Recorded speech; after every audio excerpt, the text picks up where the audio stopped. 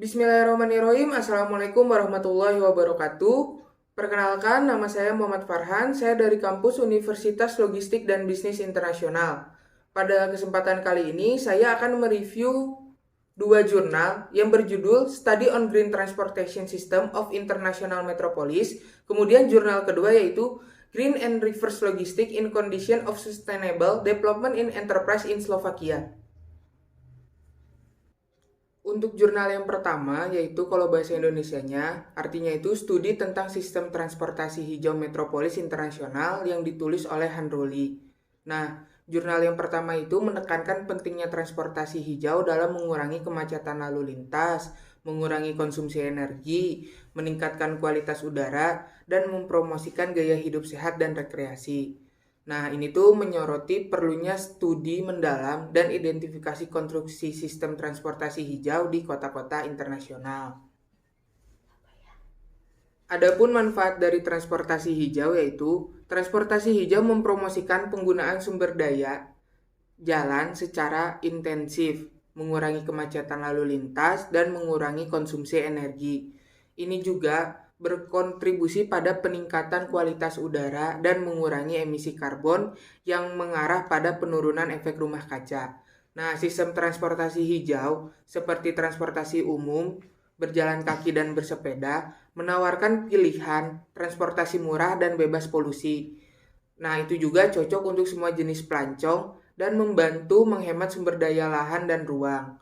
Nah, kemudian ada manfaat yang terakhir yaitu transportasi hijau mempromosikan gaya hidup sehat dan santai. Nah, yang mendorong orang untuk terlibat dalam aktivitas melalui berjalan dan bersepeda. Ini juga berkontribusi pada peningkatan kesehatan warga negaranya itu sendiri. Adapun kesimpulan dari review jurnal yang pertama yaitu perjalanan hijau dianggap sebagai moda transportasi yang efektif dan ramah lingkungan yang meliputi berjalan kaki, bersepeda, transportasi umum, dan transportasi kereta api. Ini tuh bertujuan untuk mengurangi penggunaan mobil pribadi, mempromosikan energi dan kendaraan bersih, dan mendorong kembali ke gaya hidup sehat dan santai. Pembangunan sistem transportasi hijau itu juga sangat penting untuk mengurangi polusi, menghemat energi, meningkatkan kualitas udara, dan menciptakan kota yang layak huni. Hal ini juga dipandang sebagai sarana untuk meringankan kemacetan lalu lintas dan memecahkan polusi perkotaan dan masalah lingkungan di kota-kota internasional yang sangat besar. Kemudian, untuk review jurnal yang kedua itu, kalau bahasa Indonesianya, logistik hijau dan terbalik dalam kondisi pembangunan berkelanjutan di perusahaan di negara Slovakia. Nah, yang terbalik itu maksudnya tuh reverse. Nah, itu tuh mengkaji penggunaan logistik hijau dan terbalik di perusahaan di Slovakia dalam konteks pembangunan berkelanjutan. Nah, langsung saja ke manfaatnya, yaitu manfaat menerapkan logistik hijau dan reverse.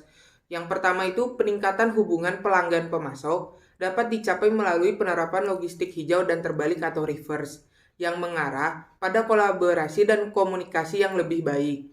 Nah, penerapan logistik hijau dan terbalik dapat menyebabkan penghematan biaya dan peningkatan efisiensi logistik serta mengurangi konsumsi energi dan emisi gas rumah kaca.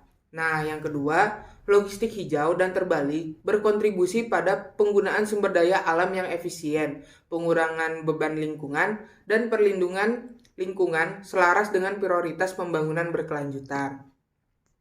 Nah, terus ada yang terakhir itu memanfaatkan logistik hijau dan terbalik dapat membantu perusahaan mematuhi peraturan lingkungan dan memenuhi harapan pelanggan dan pemangku kepentingan mengenai keberlanjutan tentang logistik hijau.